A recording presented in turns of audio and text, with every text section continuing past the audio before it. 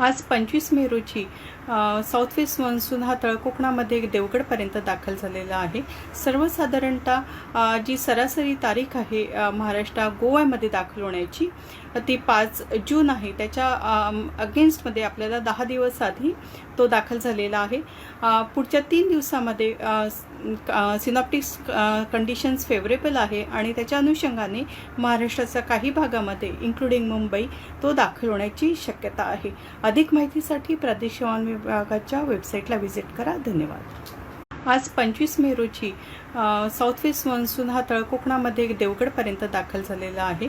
सर्वसाधारणतः जी सरासरी तारीख आहे महाराष्ट्र गोव्यामध्ये दाखल होण्याची ती 5 जून आहे। त्याच्या अगेन्स्टमध्ये आपल्याला 10 दिवस आधी तो दाखल झालेला आहे। पुढच्या 3 दिवसामध्ये सिनॉप्टिक्स कंडिशन्स फेवरेबल आहे आणि त्याच्या अनुषंगाने महाराष्ट्राच्या काही भागामध्ये इन्क्लुडिंग मुंबई तो दाखल होण्याची शक्यता आहे।